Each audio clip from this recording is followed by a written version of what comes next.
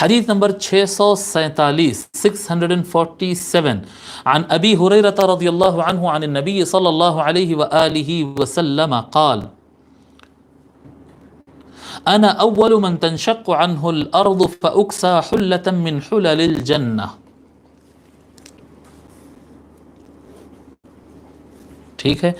حضرت ابو ہریرہ رضی اللہ تعالیٰ روایت فرماتے ہیں کہ نبی اکرم صلی اللہ علیہ وآلہ وسلم نے ارشاد فرمایا، میں وہ پہلا انسان ہوگا، میں پہلا شخص ہوگا جس کے اوپر سے زمین پھٹے گی. یعنی قیامت کے روز جب سور پھونکا جائے گا، جب اٹھنا ہوگا تو سب سے پہلے زمین میرے اوپر سے ہٹے گی. فَأُكْسَى حُلَّةً مِّنْ حُلَلِ الْجَنَّةِ. جب یعنی سور پھونکا جائے گا اور لوگ باہر نکلیں گے تو اب حساب کا ٹائم شروع ہو رہا، اب اللہ کے سامنے کھڑے ہونا ہے اور حساب ہونا ہے. تو لوگ کے اندر ایک دہشت اور ڈر ہوتا ہے. ٹھیک ہے. حضور صلی اللہ علیہ وآلہ وسلم فرما رہے ہیں جب زمین پھٹے گی اور باہر نکلیں گے تو اس وقت مجھے جنت کا ایک لباس پہنایا جائے گا. اور اس کے بعد کیا ہوگا؟ سارا سارے میدان محشر میں کھڑا ہوگا، سارے انسان کھڑے ہوں گے حساب دینے کے لیے. اور حضور کا معاملہ کیا ہوگا؟ ثم اقوم عن یمین العرش.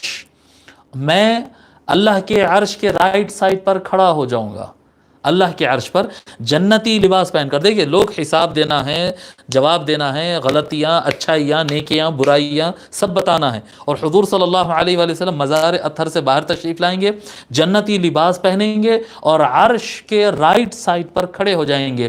پھر فرماتے لیس احد من الخلائق یقوم ذلک المقام غیری.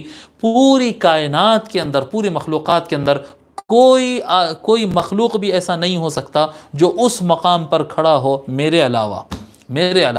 کوئی شخص اگر یہ تصور کرے حضور ہمارے جیسے انسان ہیں، اگر ہمارے جیسے انسان ہیں تو پھر ہمارے ساتھ جیسا معاملہ ہوتا ہے وہ ان کے ساتھ بھی ویسے ہی ہونا چاہیے.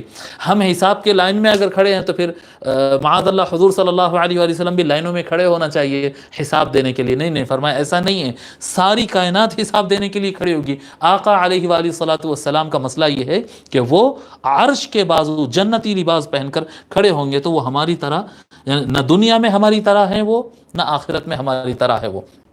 ٹھیک ہے.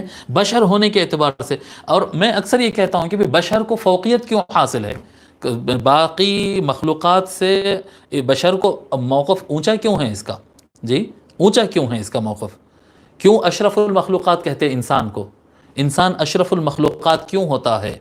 یعنی پتھر کی طرح مضبوط نہیں ہے، شیر کے اتنا طاقتور نہیں ہے، سورج کے اتنا پابند نہیں ہے، اتنا پاورفل نہیں ہے. یعنی کسی بھی اعتبار سے ہم دوسرے مخلوقات سے اگر کمپیئر کریں گے، وَخُلِقَ الْإِنسَانُ ضَعِيفًا، انسان کو بڑا کمزور پیدا کیا، تو کسی اعتبار سے بھی جو ہے ہم زیادہ طاقتور نہیں ہیں. ہماری میمورائزنگ پاور کسی بھی ہارڈ ڈسک کے برابر نہیں ہے.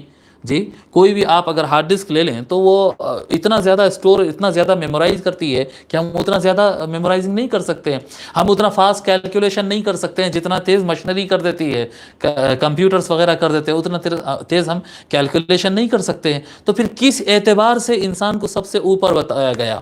جی کس اعتبار سے سب سے اونچا بنایا گیا؟ ایک خیال آتا ہے، ایک بات ہو سکتی ہے، نہیں انسان کو عقل دیا گیا ہے. ہاں یہ ایک بات ہوتی کہ انسان اس لیے سب سے اونچے مقام پر ہے کیونکہ انسان کو عقل ہے. تو پھر کیا جنات کو عقل نہیں ہے کیا؟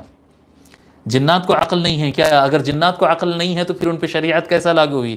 تو جنات کو اللہ تعالیٰ نے عقل دیا ہے، جانوروں کو بھی دیا ہے لیکن تھوڑی تھوڑی دیا ہے، ایک لمیٹڈ دیا ہے. لیکن جنات کے پاس تو پوری عقل ہے. جی تو عقل تو ان کے پاس بھی ہے. تو مطلب پتہ چلا کہ نہیں عقل نہیں. پھر یہ انسان سب سے افضل کیوں ہوا؟ اس لیے ہی افضل ہوا کیونکہ افضل الخلق سیدنا محمد الرسول اللہ صلی اللہ علیہ وآلہ وسلم کو اللہ تعالیٰ انسان بنانا تھا. بس انہی کے صدقے و طفیل میں یہ کیٹیگری سب سے اوپر ہو گئی. یہ کیٹیگری سب سے پوری مخلوقات میں یہ مخلوق سب سے اونچی بن گئی کیونکہ اس میں آقا علیہ وآلہ والسلام پیدا ہونا تھا. تو آقا علیہ والسلام ہماری طرح بشر نہیں ہے بلکہ آقا علیہ والسلام کے بحیثیت بشر آپ کو تشریف لانا تھا. اس لیے ساری بشریت سب سے، سارے مخلوقات میں سب سے اونچی ہو گئی ہے. ہم فضیلت میں حضور کے برابر نہیں، انہی کے صدقے میں ہم کو باقی مخلوقات پر فضیلت ملی ہے. اور کسی بھی چیز کے اعتبار سے، یعنی اب یہ تو مضمون ہو گیا، کسی بھی چیز کے اعتبار سے ہم کو پسینہ نکلتا تو پسینے میں بدبو رہتی ہے. حضور صلی اللہ علیہ وآلہ وسلم کو پسینے مبارک نکلتا اس میں خوشبو رہتی. جیسا کہ ہم حضرت ام سلیم وغیرہ کا واقعہ پڑھے، اور بھی صحابہ کا واقعات ہے کہ پسینہ جمع کر لیتے تھے لوگ، لے کے لگا لیتے تھے جی۔ کئی ایسے واقعات ہے کہ شادیوں میں دولہے اور دلہنوں کو لگانے کے لیے حضور کا پسینہ اٹھا کر رکھ لیتے تھے صحابہ کرام، کیوں؟ یعنی اس کے اندر اتنی زبردست خوشبو ہوتی تھی، کوئی عطر میں بھی اتنی اچھی خوشبو نہیں آتی تھی، تو پھر کیسے انسان تصور کرتا ہے یہ بات جی؟ کیسے انسان یہ چیز کا تصور کرتا ہے؟ ہر چیز، اب یعنی صرف پسینے مبارک کی بات نہیں، اب اگر بولتے چلے جائیں تو پھر درس چھوٹ جائے گا ہم کو۔ آقا علیہ وآلہ الصلاۃ والسلام کا مسئلہ یہ ہے کہ کوئی بھی چیز میں اگر ہم دیکھ لیں کہ حضور ایسا کیے اور ہمارا معاملہ ایسا ہے، ہم کو کہیں پر بھی نہیں لگے گا کہ ہم حضور صلی اللہ علیہ وآلہ وسلم کے طرح ہے، ٹھیک ہے۔